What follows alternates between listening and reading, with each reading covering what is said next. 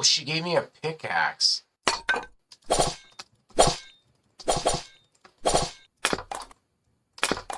In this video, we're going to add sound effects to our game. Sound effects add an entire new dimension to your game. Let's get started. Sound effects are made by something called Foley, and there are Foley studios that create sound effects. Taking a look at Google Images for Foley Studios, you can see that they have, for example, this one right here. There's different surfaces that they can do footsteps for movies as they record them. And they have all sorts of other different items and things that they can make sound effects. Generally speaking, there's a screen there, and as the movie or whatever they're making is going, they create sound effects for that. You obviously can record your own sound effects as well, but there are also a lot of resources out there. One of them that I like personally is Pixabay's sound effects, and there's tons and tons of downloads, and you can search them here. I'll link this in the description below. Similarly, there are also websites where you can license sound effects, and oftentimes they have some kind of a subscription or some kind of a payment plan for doing that. The code for this video is in the description below if you'd like to follow along. For this video, I added sound effects, and these sound effects have been downloaded from Pixabay. Here is the credit for that. So these two sounds, I've actually taken one sound and modified it and just took parts of it from it. And then these two, though, have not been modified. So for this video, I'll be using these sounds. If you download the starting code in the description below, these sounds will be included, and also these links will be included for you as well. But you're also more than welcome to find your own sounds and use your own sounds. So either which way, go into the content folder and create an audio folder and then a sounds folder. And this is where we'll be putting all of our sounds. Next, let's jump into source, core, and let's create a sound.py file. Go ahead and import Pygame, and also we're gonna list the location of where all of our sounds are located for our game. We're gonna keep track of the loaded sound effects, and also we're gonna do a flag up here to see whether audio is enabled. The idea behind this is that you should be able to just create a sound, and this will recycle any loaded sounds that you've used, which will allow you to just simply create a sound, and if it's already loaded, it'll just use that. Come in here and define a class for sounds. We're going to take in the file that we want, and by default, we're going to do the full volume. But if you want to specify a different level, you're more than welcome to when you create that sound. So volume is a value between 0 and 1, 1 being 100% volume, and 0 being you can't hear it at all. We'll keep track of the file that we loaded. If we have not already loaded that sound that we're loading, if this is the first time we're loading that sound, we're going to check that. So we're going to say, if that file is not in the sound effects we've already loaded, we're going to get the path to that file by adding the folder plus whatever file that you want. So it'll be choptree.mp3 or, whichever.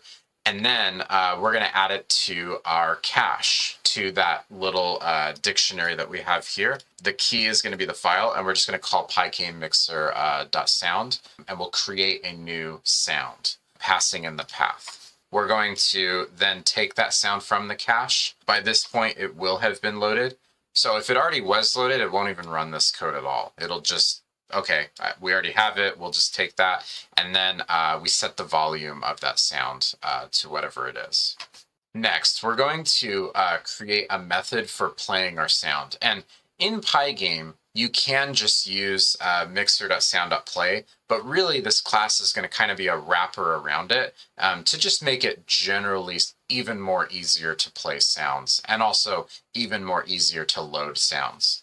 That way we can put this file wherever we want to play sounds, and it's just nice and easy to play them. Last but not least, we'll also have a convenience method for setting the volume. So if at any time you want to lower or raise the volume, you're more than welcome to by calling this method here. Let's play a sound whenever the player picks up an item. Let's go into Source, Components, and then we'll go to Inventory. Up at the top, we'll go ahead and import our sound class. Next, we'll actually create our sound. And all you have to do is pass in the file name and you're good to go. It'll take care of all the rest. Scroll down to the way bottom and find this pickup function here. Right after this if statement, we'll come in here and we'll say pickup sound.play. And that's actually it. Let's go ahead and test it. Let's go ahead and scroll down. We'll go to main.py and we'll run it. I'm going to come up here. I'm going to pick it up. And there we go. It plays a sound. Next, let's play a sound whenever a player chops a tree or mines a rock. Let's go ahead and we'll jump into our components and usable.py.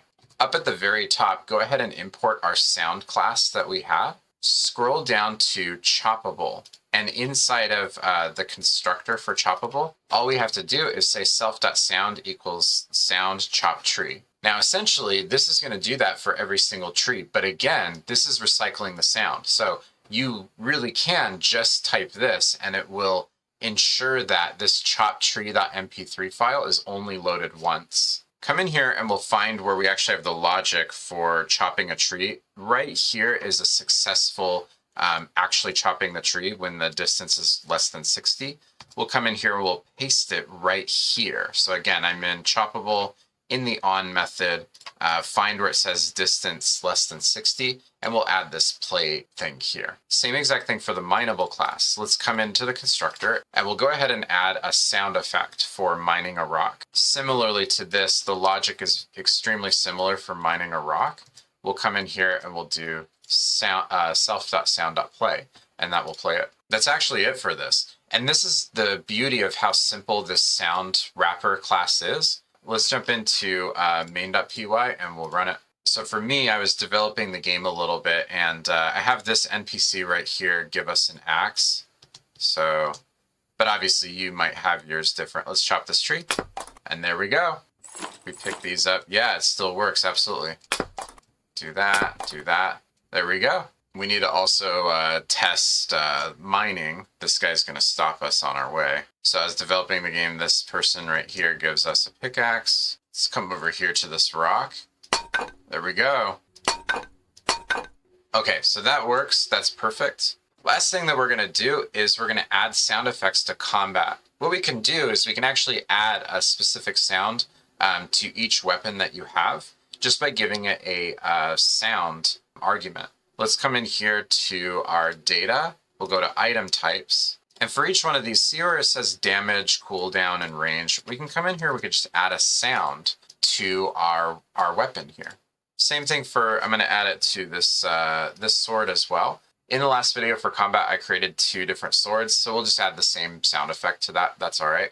But obviously, you could use different ones if you want. Next, we'll jump into our combat class. So let's go into source, components, and then we'll go to combat.py. Up at the top, we'll come in here, we'll import our sound class. Next, by default, we're not going to start with any sound. So it is possible that you don't have a sound effect yet for that particular item. So let's come in here, we'll just set it to none initially. Go down to your equip function, and what we're going to do is we'll add the following. We're basically going to check if there is a sound in the equipped item that you're equipping.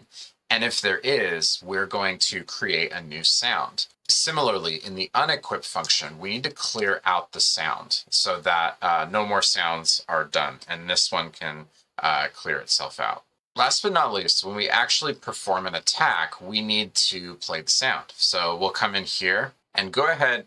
So we have a couple different checks that we're doing in the attack function, but anywhere that you see after this point, we could probably come in here and do the following. We could add the play function here.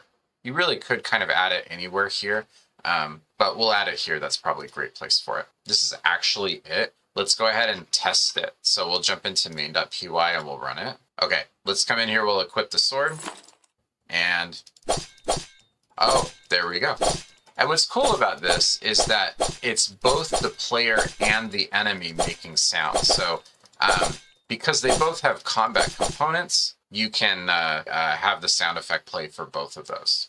Perfect. We'll go ahead and close it and we'll go from there. Now, in practice from the last video, there were a couple issues that I found. One of them, for example, was if you click on an empty slot, it actually crashes the program. I have some ways of fixing that. Jump into, let's go to source components and we'll go to player.py. Scroll down to your update function and find where you're clicking this, the mouse, where you have this mouse just pressed function. One of the bugs was that if you try to equip the axe or the pickaxe or something, you can't actually chop down trees or mine rocks. So what we'll do is we'll check and see if we even are holding a valid weapon of some sort.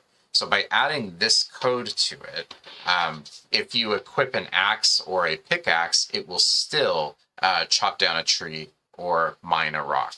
We're basically checking to see if that has a range. If it doesn't, then it's not a combat, item, and that fixes it. To fix the other bug that I just showed you where it crashes, let's go ahead and jump into combat.py. So that is in source components and combat.py.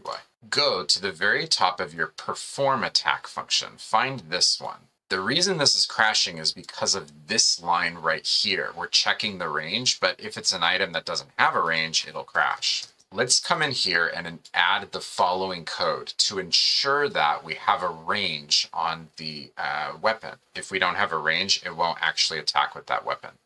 Okay, one more thing. Go ahead and scroll up to the equip function in combat.py, and we'll add the following code. We're going to check and see if the equipped is none. If that is the case, we're going to just return and we won't do anything with it. Go ahead and jump into main.py and we'll run it. One of our tests is to click any one of these inventory items. And there we go. And it doesn't actually crash. Perfect. Thank you so much for watching this video. I hope that this helps you. If you find any bugs, the code is being developed as we do these tutorials. Please feel free to leave a comment below. It would be much appreciated if you run into any issues. Try to break this game and let's try to fix any of the bugs that we encounter. Thank you so much. I'll see you in the next video and I hope you have a good rest of your day.